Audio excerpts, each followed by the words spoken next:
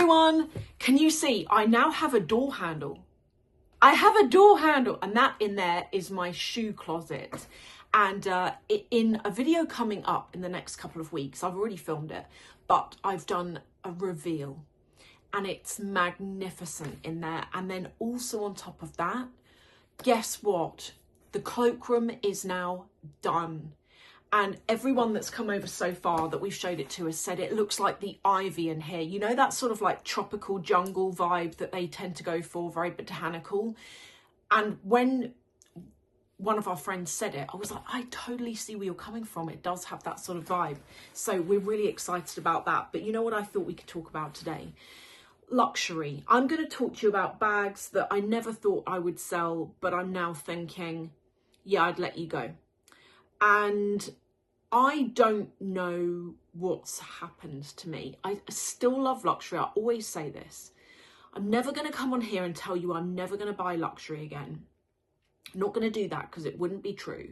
It's like saying I'm never going to eat a meal again. I will always buy luxury, but my interest in it has definitely waned. And when I think about the person that I was when I used to shop all of the time, that person feels like a different version of me, and it feels like someone from literally a million years ago who I don't relate to anymore.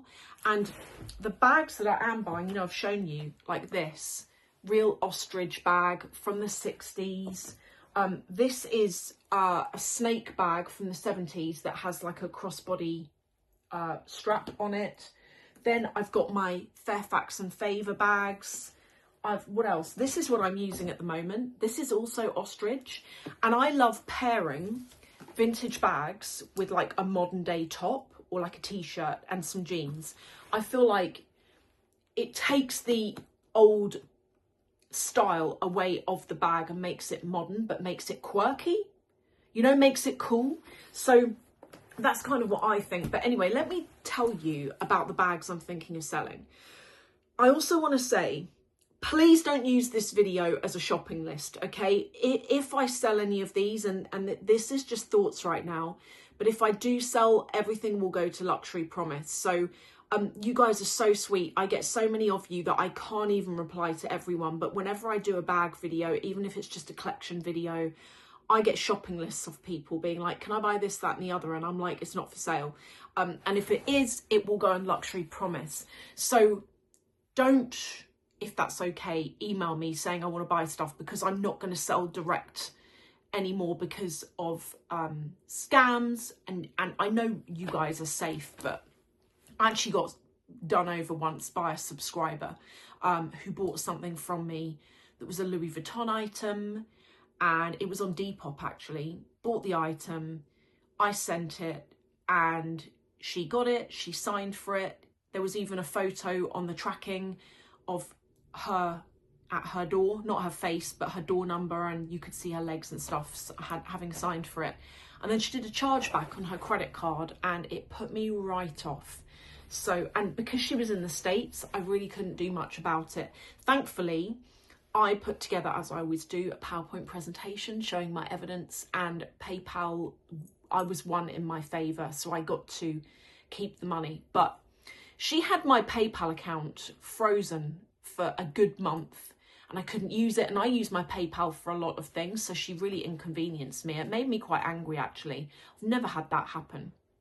I've never had a problem with any of my bank accounts, so to have one frozen, can you imagine how mad that makes you?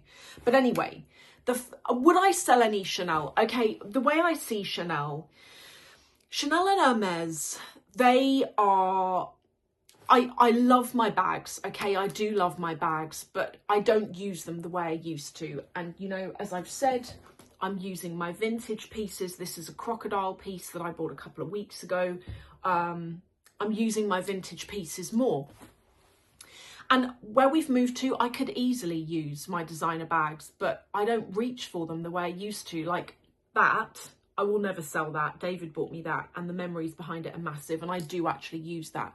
But things like the Chanel Classic Flap, I think I've probably used that twice since I bought it. It's basically in brand new condition, and I just don't reach for it. So the first bag I thought I would never sell that is on my mind to sell is Louis Vuitton Spring Street. So this bag is in beautiful brand new condition. I haven't ever really properly used it, and it's still actually got the stickers on it, on the hardware there, which is probably a bad thing to leave on it, isn't it? Anyway, on the inside, it looks as such. It comes with a really nice crossbody strap, and it's a lovely bag, but it's not one that I use. So I think with everything that I'd think about selling, I'd only sell it for the right price. I'm done. I'm not, you know, I'm not here trying to make a profit, but I'm not going to let stuff go for cheap anymore. I sold a lot of things a couple of years ago for less than I was happy to sell things for. And I did regret that. You know, some people got some fabulous deals, let me tell you that. But I think now I'm at a point where I'm not in any rush, and I'm happy to wait for the right buyer to buy. The other bag, and I flip-flop with this one over whether I'd sell it, but it's this. And the reason why I flip-flop is because I do love it, I just don't use it. Now on the back, this is really cool. Can you see embossed here? It's got Montaigne, 30 Montaigne, and really not really used. The inside looks like this. I love the oblique pattern, and that's in there. Very clean interior. A little bit of wear to the hardware, as you can see, like it's a little bit marked, but you would kind of expect that. But no scratches on the leather or anything like that. And again, for the right price, I'd think about it. But I'm not going to take lowball offers anymore. I did that, and I did it because I was so overwhelmed with bags that I was like, oh, whatever, have it. Like, I'll just sell it. But when I look back, I think, no, it's one thing making a profit, but it's another thing making a huge loss. And, you know, I said to you a couple of videos ago, I said, I've only actually ever really sold one bag that I made money on. And that was a Chanel bag. But if I'd held out with a lot of the other bags I'd sold, I could have made a profit, or very near what I paid for them.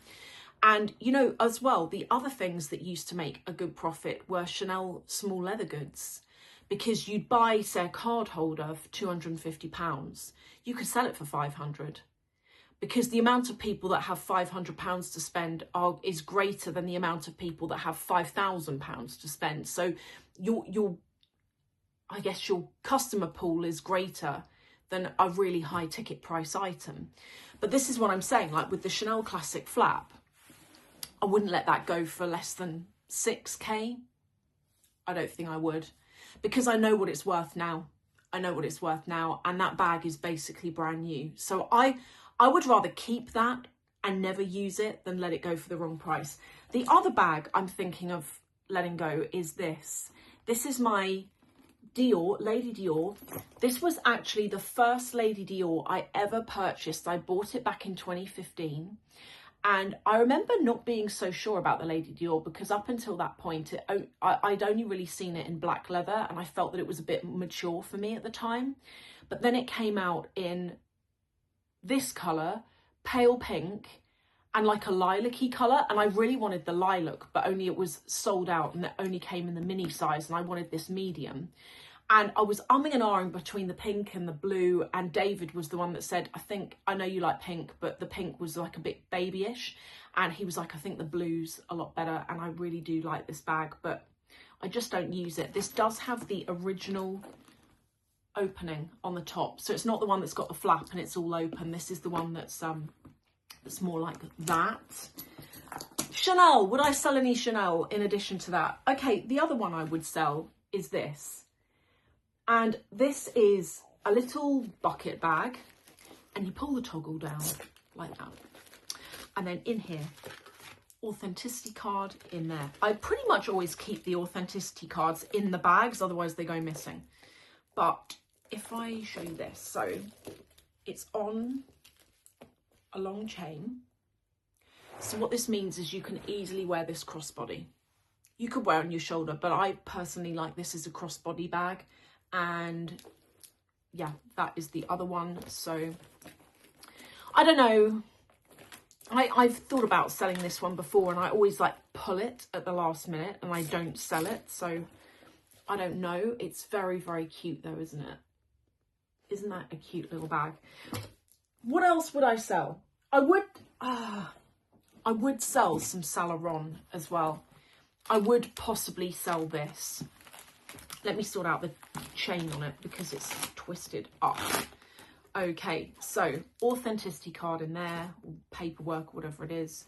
One open section with a zip area in there. Now, I bought this bag a few years ago now, and it's like that puffer bag. And I used to wear this. I've got a scarf, a Chanel scarf, and it's navy blue, and it's got red and cream thread through it. And the red is the exact same red as this. So I used to wear this with like a winter coat and the Chanel scarf.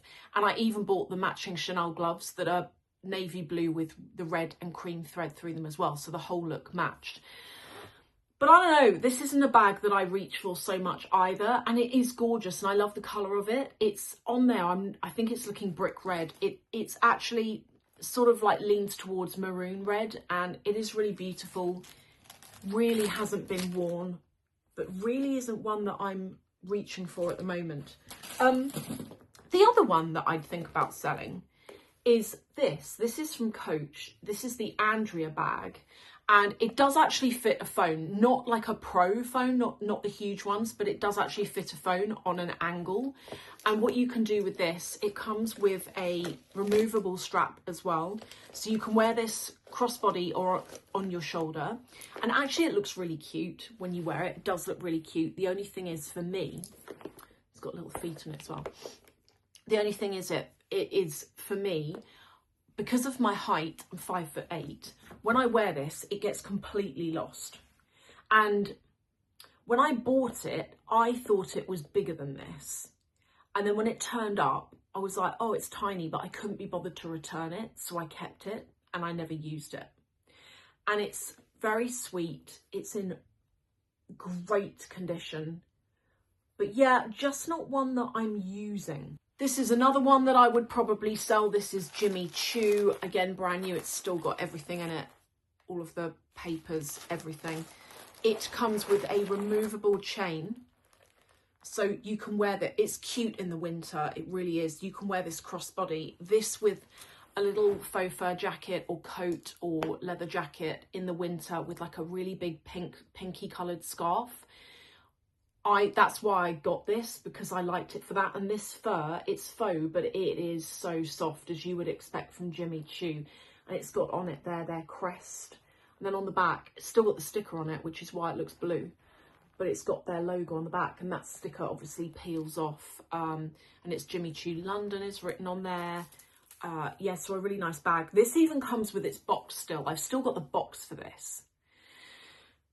So another one that I would think about selling, because I don't use it, but in the winter, when you want to go cozy and you want a fluffy bag and you want something that's designer, this is it. So do I regret buying my luxury stuff? I tell you when I regret it. I regret it when I sell something and make a huge loss on it. And there was a time, you know, when I go back 10 years, 2015, 2016, for a long time, you could make actual money on these bags, and you would sell them and you'd make a bit of a profit, or you would make back the money you spent on them, because the money you spent on them wasn't astronomical like it is now, but also the rate at which the bags were going up, retail price, was fast enough that you could claim back your money. And particularly if you had a bag that was rare and it was hard to find. So I regret it when I sell something and I look at it and I'm like, oh, I spent 4K on that and I just sold it for 2. Like, that really annoys me, because it would do, wouldn't it? Like, it's just a huge waste of money.